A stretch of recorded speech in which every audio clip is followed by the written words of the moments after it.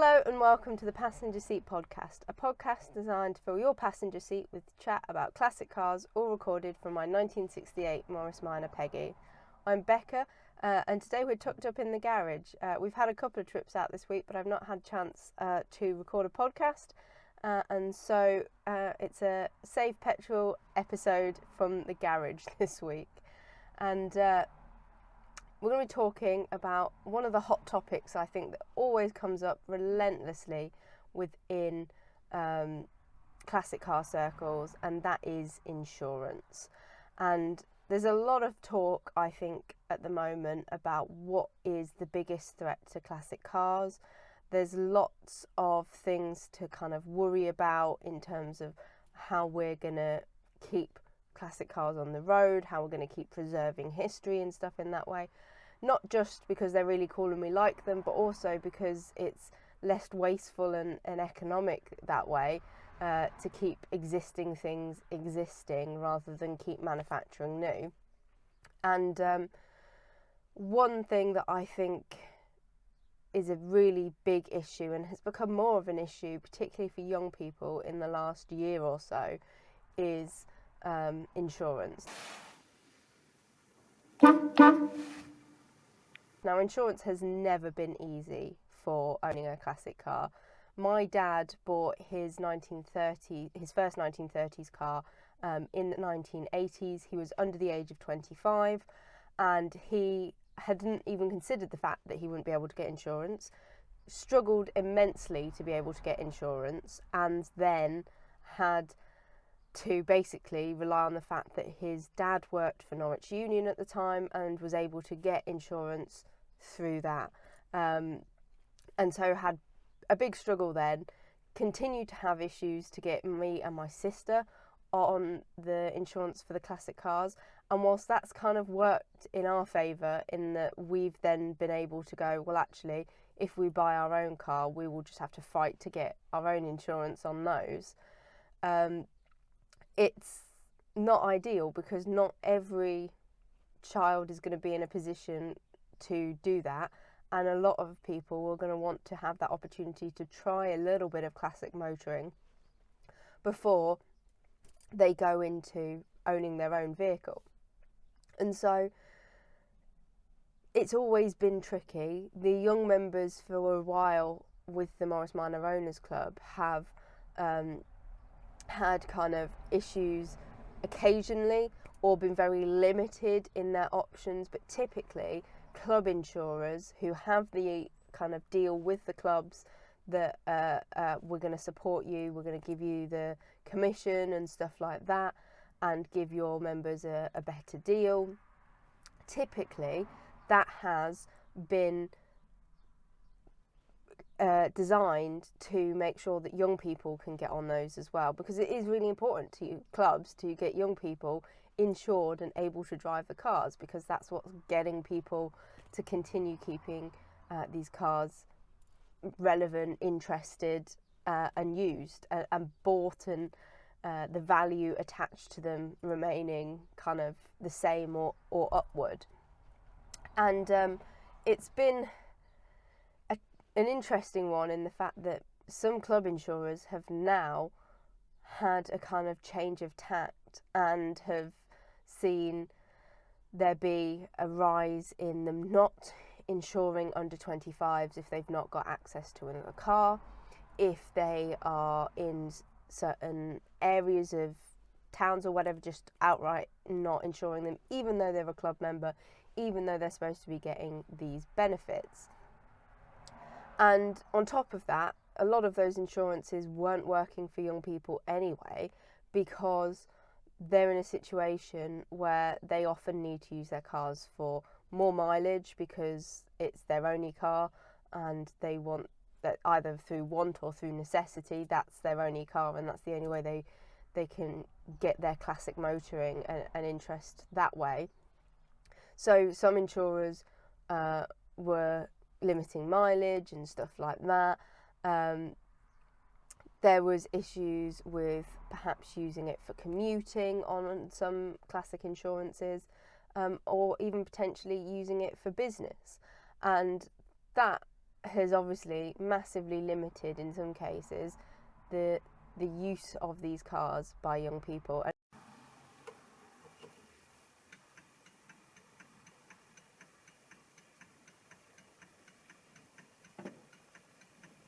And in the last year, the young members chat has been, we had to make a separate chat just for insurance issues, because people were having so much issue getting insurance, and so they needed to kind of ask questions, get feedback from people about where was working, how they were able to get insurance, what things they needed to say to make sure that they were able to get the insurance that they needed.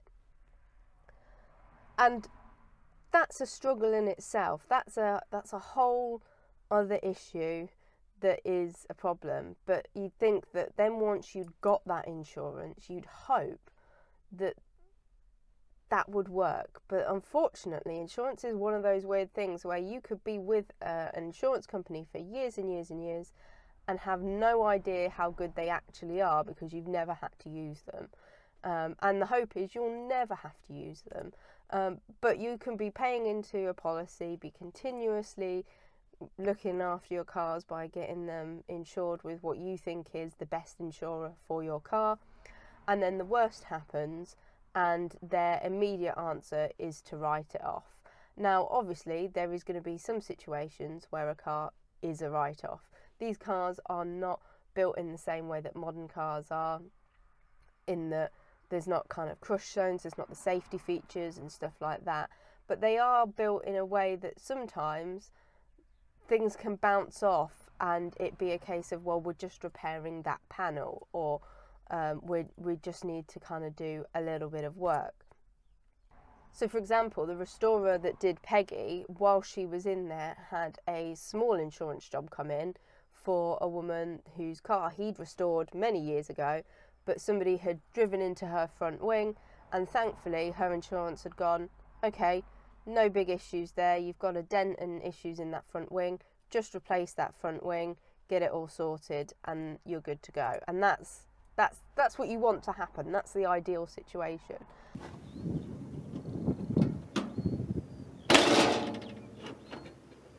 But twice, I think, in the last month on the Women Drivers Social Club, people have had cars that they've gone to their insurance about something that is relatively minor, and the insurance has gone, no, we'll probably have to write it off, or whatever. I mean, one person had a Lexus that was relatively rare, and one person had a Land Rover that was driven into the back of, and whilst the modern car was completely crumpled, the Land Rover showed kind of no visible sign of damage, like no issues visibly, compared to the obvious write-off that was going to be the modern Nissan.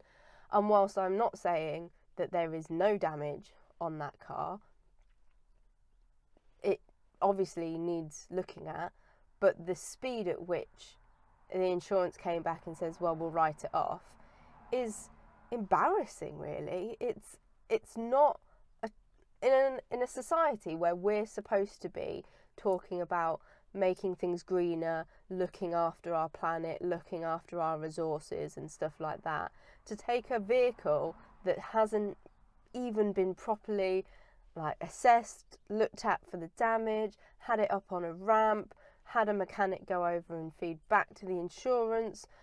It's to have that decision made when you're like, well, have you checked the condition of the chassis? Is the chassis even repairable? Because, yeah, a friend of ours has got a Morris Minor that at some point has had a front end collision, and whilst the chassis legs got damaged, repair was done, and the car drives perfectly fine, has no issues with tracking, and had that part replaced. And it's the same as when you replace a part with rust in a lot of cases. Yes, that part was a problem, it's been removed, a new part's been put in, and it's probably better than it was when it left the factory. And so that is a real big issue, I think, for classics, because you're spending a lot of money in some cases on insurance. Yes, classic insurance can work out cheaper than modern insurance, but it isn't always the case, especially if you're a young person.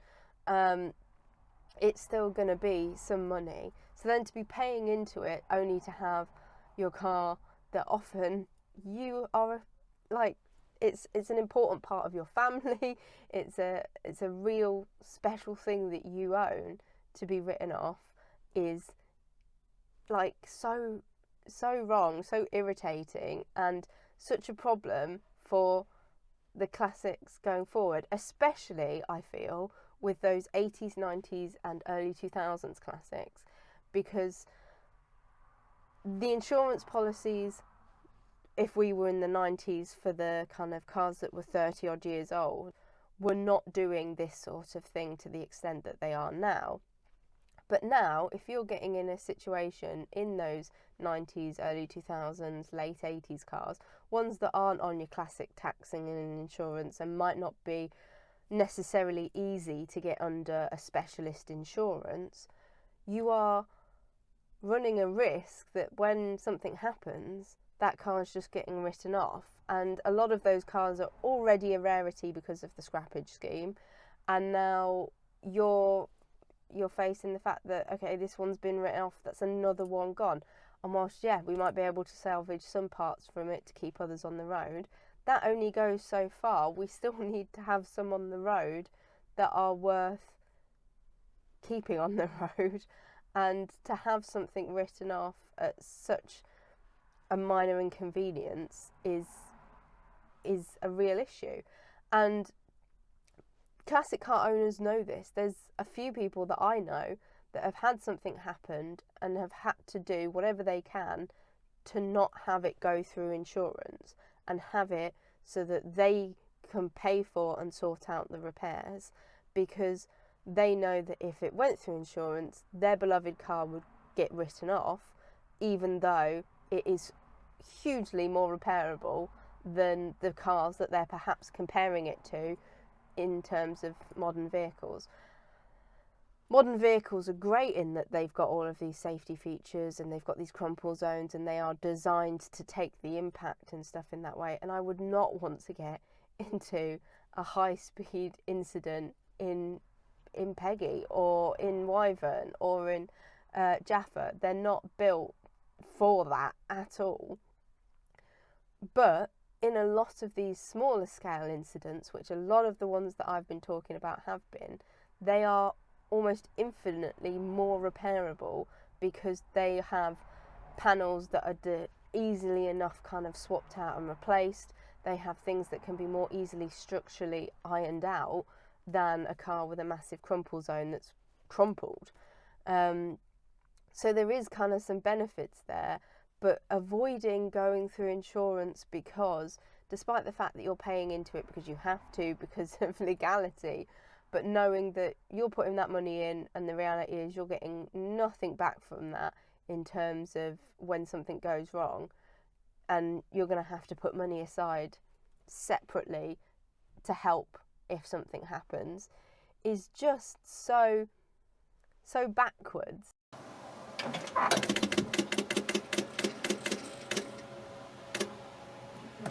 And unfortunately, if we're thinking again about those younger people getting into it, if they're in those early 2000s and 90s cars as their starter classics, because that's what they can afford and that's what they need to be usable at the moment, and then might get into earlier stuff later, a bad situation with insurance or whatever there is potentially going to wipe them out, take the car that they love away, and they're going to be in a situation where they're like, well, I can't go to shows and stuff anymore, and I don't really know what to do, so I guess I'm out of the scene for a bit until I can get something that's comparable or that I enjoy just as much. It's going to give them a bad experience with cars and with insurance, and they might well end up thinking, well, what's the point, right? It's my first experience, something's gone wrong, and I'm left in this situation. I've lost the thing that I really enjoyed, and it's kind of tarnished it for them. if they're in cars that are more Peggy's age or even older, it's potentially going to wipe them out in terms of being able to afford another one.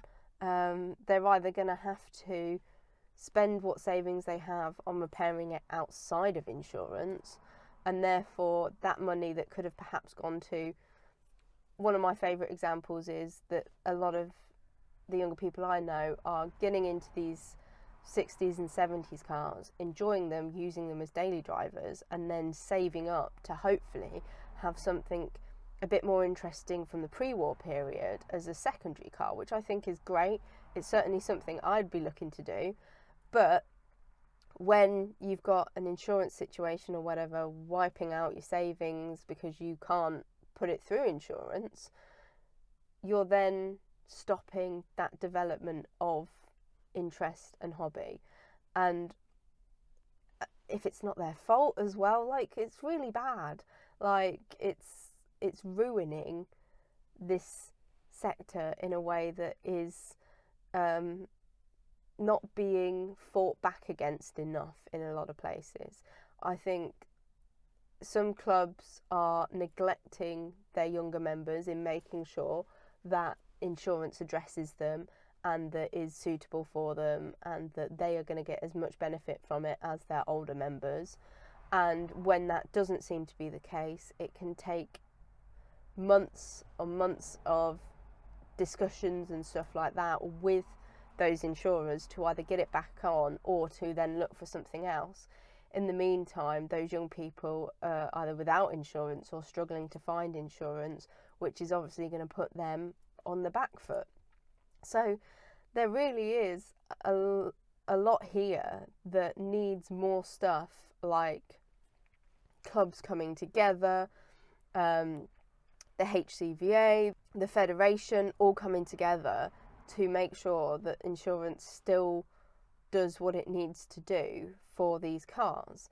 And so that's something that I'd like to see. And obviously at the moment we've got the Federation survey out, and I think it'll be interesting to see what comes out of that, what their findings are. I think it's once in a 5-year thing, and seeing more about that and what comes out of it, I think could be really interesting in terms of perhaps addressing what areas people are worried about and what we need to do to make sure that our beloved cars stay on the road, that we're able to continue using them, not just for our enjoyment, but like I said at the beginning, for the fact that keeping stuff that already exists on the road is inherently greener than mass producing lots more stuff. And that's the same with clothes, with your stuff in your house, whatever it might be. Keeping and reusing good quality things for as long as you can, keeping them running, is always a better option than getting something brand new and has had to have kind of a lot of footprint go into creating it. And I would love to see more insurance schemes promoting that, because buying back salvage and stuff is a great option, but it not getting that kind of mark of doom put on it in the first place would be a good start.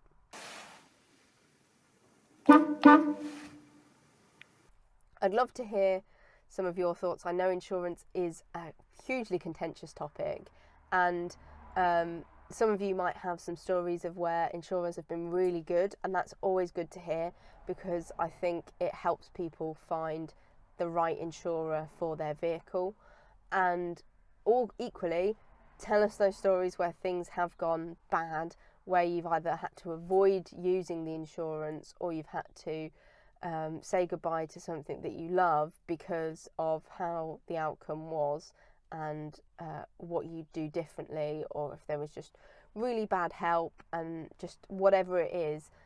All of that pooling in the comments on YouTube or over on the various social medias would be great to do. And if we've got anything really interesting, perhaps we'll come back to this topic again in future. if you are a classic car owner, I will put the link for the Federation's classic car survey. I think it's still ongoing, in the description, so that you can take part and kind of feed into that. As someone who came from a university background, who did research and stuff like that, it's always really good to see kind of this sort of thing happening, and to see as many people supporting it to get it as accurate as possible, because things like this feed into their ability to fight legislation and stuff like that that can be a problem for using our cars in a way that we know is good and is useful and is a safe way to do it, but is sometimes not perceived or understood by those that are making policy. But yeah, that's it for today's podcast. I am doing something this weekend, going to an event that I've not been to before, and I'm really excited. I'm kind of taking that podcast from a couple of weeks ago and really taking it to heart and trying some new shows out. So this weekend I will be popping along to the VSCC Pomeroy Trophy at Silverstone. I think it's going to be really cool to see. I love my pre-war cars, you guys know that, and this is interesting because there's, from what I understand, a lot of variety that takes place in these races, and I think it's going to be pretty cool to see some cars moving and being used as they intended, and I'm looking forward to it. But thank you ever so much for listening on this topic, and be sure to leave those comments down below, and in the meantime, drive safely and happy motoring.